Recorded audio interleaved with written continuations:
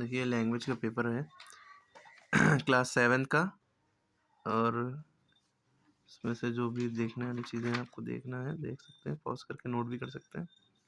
इसमें हम direct indirect आपको बताने जा रहे हैं, जो कि ये क्वेश्चन नंबर 5 में आया हुआ है। ठीक है, पहला क्वेश्चन है, Paul said to me I will help you to complete the science project tomorrow. ठीक है, पॉल ने मुझसे कहा I will help you to complete the science project tomorrow.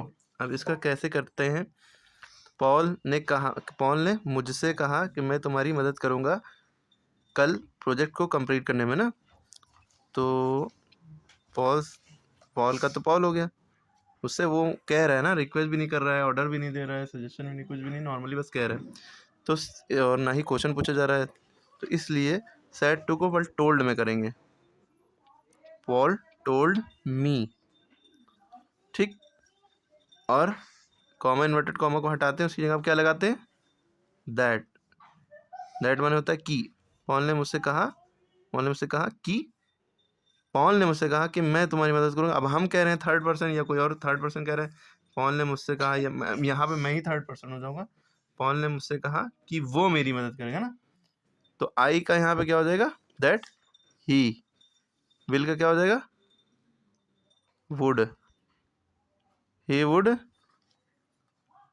Help, Paul ने मुझसे कहा कि I will help you to complete the science project tomorrow. Paul ने मुझसे कहा कि वो मेरी मदद करेगा, that he would help me to complete the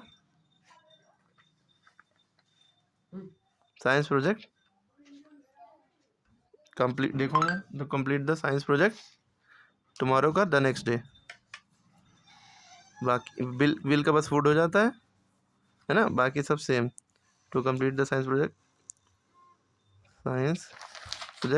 bus tomorrow को याद रखिएगा, द नेक्स्ट डे होता है, द नेक्स्ट डे। ओके, उसके बाद अगला क्वेश्चन उसमें है, he said that he had left school for long. अब यहाँ पे इनडायरेक्ट स्पीच में दिया है, देखिए कॉमा नहीं लगा है, तो इनडायरेक्ट स्पीच में इसको उल्टा करना है डायरेक्ट स्पीच में। अब इसको समझना है, he said that he had left the school for long before. अब आपको ही सेड का तो ही सेड ही लिखना पड़ेगा, डायरेक्ट स्पीच में करना है, यानी कॉमा इन्वर्टेड कॉमा दोनों लगाने हैं। ही सेड और दैट को हटाना है, इसको हटाना है। उसने कहा कि he had left the school, उसने कहा कॉमा इन्वर्टेड कॉमा के अंदर, उसने कहा कि वो स्कूल छोड़ देगा। अब वो फर्स्ट पर्सन ही कहेगा, क्या कहेगा, उसने कहा कि मैंने स्कूल छोड़ा था बहुत पहले ना। तो मैंने, आई का हो जाएगा यहाँ पे ही, वापस जा रहे हैं ना, ही। अब हैड लेफ्ट यानी हैड प्लस वर्ब की थर्ड फॉर्म जब लगती है, जब वर्ब की सेकेंड फॉर्म होती है ना, जब वर्ब की सेकेंड फॉर्म होती है। ठीक है, तो यहाँ पे क्या हो जाएगा, I left school long before, पूरा एज इट इज। हाँ द लगा दें, आई लेफ्ट द स्कूल।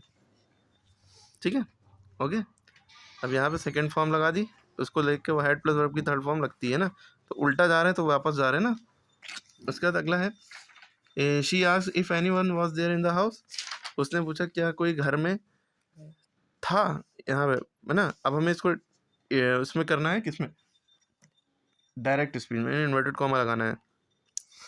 तो शी का शी लिखा, उसने पूछा है ना, आस्क्ड का सेड टू हो जाएगा, शी सेड टू, या शी सैड भी हो सकता है, क्लियर है, शी सैड भी हो सकता है।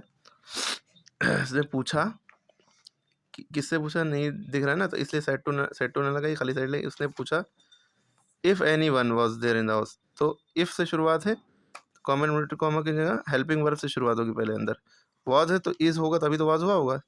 तो इज देयर